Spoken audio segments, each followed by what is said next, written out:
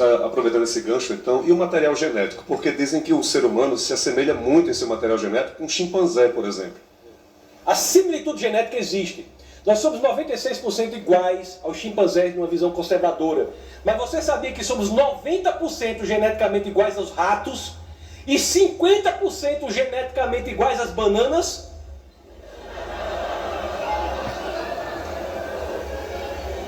Isso quer dizer que viemos das bananas?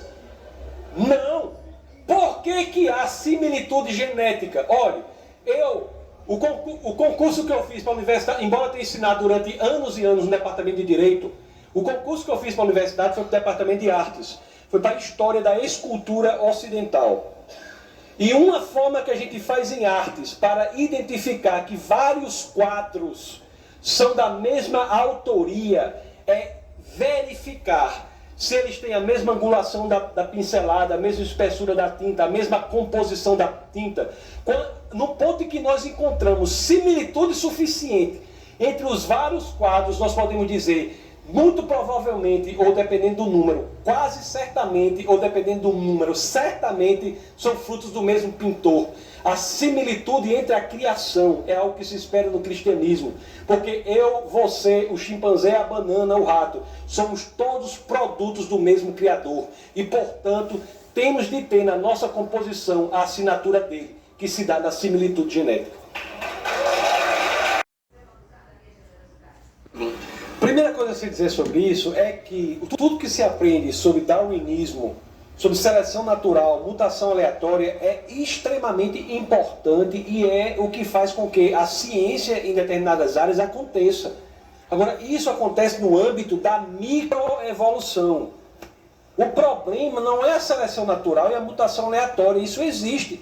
Se você está aqui uma cultura de bactéria aqui, botar um antibiótico, somente os mais resistentes ao antibiótico, as bactérias, sobreviverão. E elas gerarão bactérias que são resistentes ao antibiótico se você continuar colocando antibiótico. Isso aí é o que faz toda a pesquisa em antibióticos, toda a pesquisa nessa área leva esses conceitos de seleção natural e mutação aleatória. O problema é você achar que isso vai para o âmbito da macroevolução.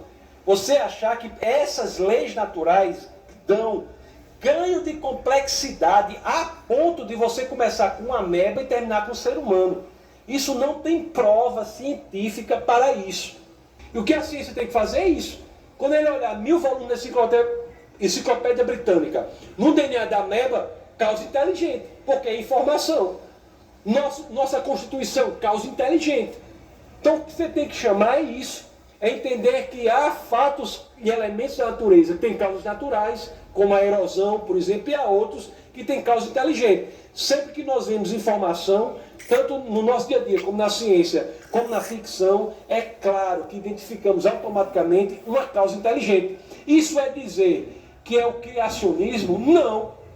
Isso é dizer que, pelo que o cientista analisa o mundo, independentemente do seu comprometimento, seja ideológico ou religioso, ele, se for honesto intelectualmente, ele tem que dizer que a vida e o universo como ele é estruturado só pode ser frutos de uma mente inteligente. Para você ter uma ideia, existem 122 características que são milimetricamente sintonizadas para que a vida seja possível. Nível de oxigênio é uma delas, em torno de 21%. Gravitação é uma delas. Tanto no primeiro segundo do universo, quanto hoje em dia, se houver uma alteração mínima, a vida não seria possível. Essas 122 características que são milimetricamente sintonizadas para que a vida seja possível, se nós calcularmos a probabilidade dessas 122 características terem sido, por acaso, sintonizadas para que a vida seja possível, o número a que chegamos, e aqui eu repito o número de um matemático e astrônomo chamado Hugh Ross, ele diz que é uma chance em 10 elevado a 138. Meu amigo, eu sei que muitos aqui não são da área de ciência não, mas uma chance em 10 elevado a 138 é uma chance muito pequena, viu? Para você ter uma ideia, essa chance é tão pequena, para você ter uma ideia, uma chance em 10 elevado a 138 é uma chance tão pequena que o número 10 elevado a 70 é o número, sabe de quê? É o número de átomos em todo o universo. Existe um princípio, é como você achar uma biloca específica, aqui chama biloca, eu estou tranquilo, uma biloca específica no meio de 10 elevado a 138. Por que eu não estou falando em outro lugar do país? Tem o maior problema com esse nome biloca. Tem que falar bola de gude, que eu não gosto, fui criado falando biloca. Então, uma chance, então você veja que olhe sua probabilidade. Aliás, a própria área das estatísticas e probabilidades na matemática tem um princípio chamado princípio de Borel. O que é que diz esse princípio? Que uma chance em 10 elevado a 50 é probabilidade zero. Portanto, impossibilidade. Uma chance em 10 elevado a 50 é impossível. O que quer dizer isso, meus queridos? É dizer que uma chance em 10 elevado a 51 é 10 vezes impossível, segundo a matemática, segundo a ciência. Uma chance em 10 elevado a 52, 100 vezes impossível. Uma chance em 10 elevado a 53, 1000 vezes impossível.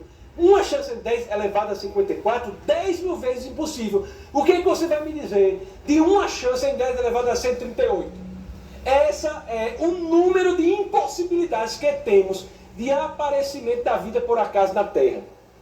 Portanto, é neste viés que é muito mais razoável, pelas evidências que aparecem, nós dizemos que somos produtos de uma mente inteligente e não do acaso. Aí você me pergunta, mas por que então que o povo não se rende a isso? Porque o ateísmo não se dá unicamente por questões intelectuais, mas também por questões morais.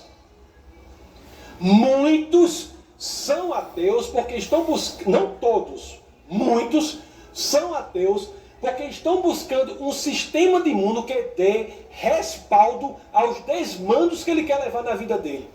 Porque o cristianismo é a verdade, mas é um sistema de mundo absolutamente desconfortável.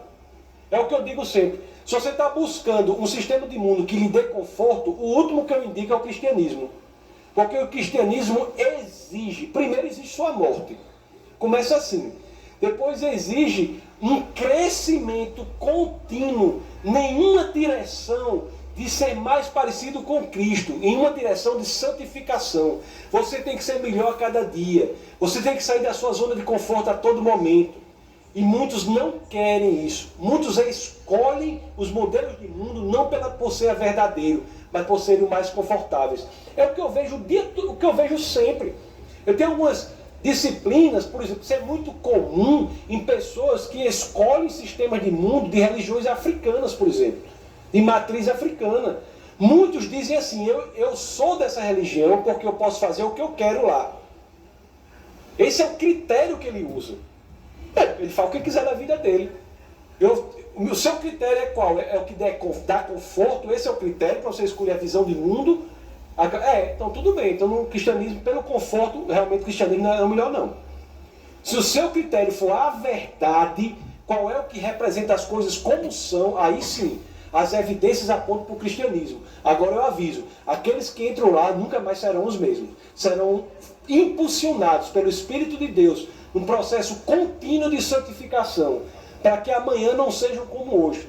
Não é por acaso que a Bíblia diz, né, pastor, que os hipócritas serão vomitados.